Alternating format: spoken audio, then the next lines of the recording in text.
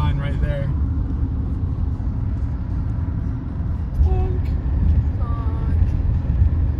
Pretty crazy.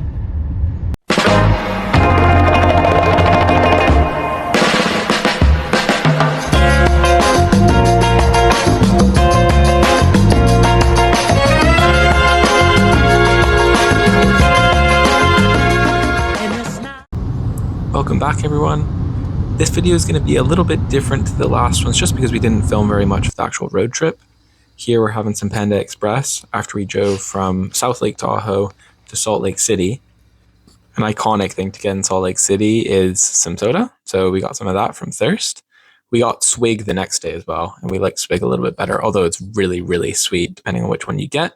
Started driving up the way, so these were 2 8-hour days of driving. The first, as you saw, a little bit of to Salt Lake City, and then we're going up into Wyoming to go to Grand Tetons, which is where we're about to drive into now. You can actually just see it on the left right there. We also went through this random town called Soda Springs, where there was a crazy water park that was going on that randomly was super, super busy. We didn't have enough time to stop there, but we just thought it was absolutely bizarre at this random place in Idaho that there was this random water park in this random town. And that was pretty cool. It was the dead of summer, so kind of a good time for a water park, but it was just a bit odd when we drove through it. There was a lot of driving this day. We just drove through Jackson Hole, which was pretty cool, a cute little ski town. Then we just kept driving onto our first campground in this area, which we'll talk about a little bit later, and then also got a little bit of dinner, which you'll see later. And then the next day we actually drove into Yellowstone, and we have a little bit more footage from that just because we were in the car and we were a little bit more excited to talk about what we were seeing and kind of what was happening, instead of talking about just seeing endless desert like when we were driving through Nevada and Utah the last few days. We hope you enjoy the rest of the video and this amazing scenery of Grand Tetons and then of Yellowstone tomorrow.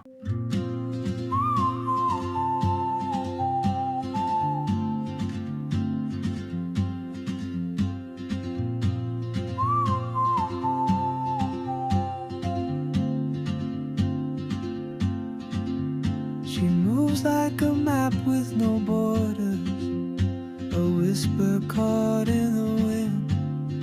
I see her boots at the corner cafe with a notebook and a grin. She's chasing skies I've never named while I stay in my lane. But something in the way she moves keeps pulling at my chain. Oh, traveler, you carry the sun in your stride, leaving behind what I hold inside. If I don't ask your name today, I may never get the chance to walk beside your wandering dance. Because if we leave early enough, we'll be able to see the sun on this. Whoa! We're back on the road again and in Grand Tetons. There's the sign right there.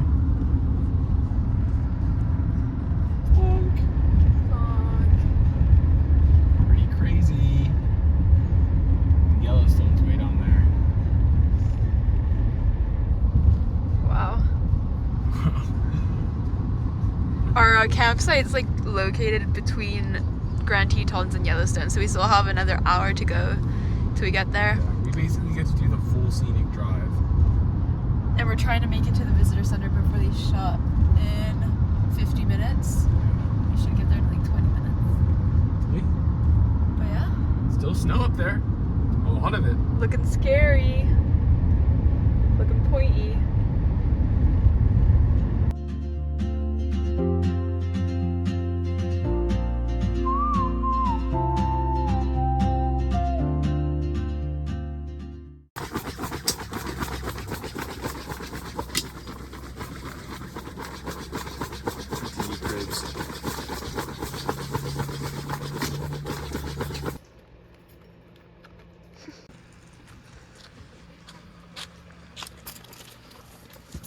want to see our bad pegs. Bet. This dry ground, good pegs. First thing we had to do when we got to Yellowstone was to go see Old Faithful, which we had to take a bathroom break right when we got there. If we hadn't have taken that, we would have seen it directly when we got there. We wouldn't have had to wait any longer. Instead, we missed it, so we walked around, looked at some of the other geysers for a bit, and then made a loop back to look at Old Faithful again. Then after that, we went off to the Grand Prismatic Pools, and then finished the loop looking at the Grand Canyon of Yellowstone, and then finishing off with the visitor center as well on the way out before heading back to another campground, actually in Grand Tetons this time. But we'll show that a little bit later, show our camp. But here's Old Faithful going off right now. It's pretty cool. We actually got soaked by most of the actual geyser just because the wind was in our direction, which was pretty cool. Yellowstone was again really busy, just like Arches, just like Canyonlands, and just like Zion. But we got a little bit of time to ourselves, and we actually didn't struggle with parking anywhere. It was all pretty good, but everything is pretty spread out. So by the end of the day, we really weren't by many people, just because by the time we've gotten around the loop, if people had been following us around the loop, we'd been going a little bit faster than everyone, so we'd kind of made a little bit of space. And there was never really a time that we were on a trail around the Grand Canyon of Yellowstone when we were like, oh man, this is not very much fun. There's just so many people here. It was actually pretty secluded.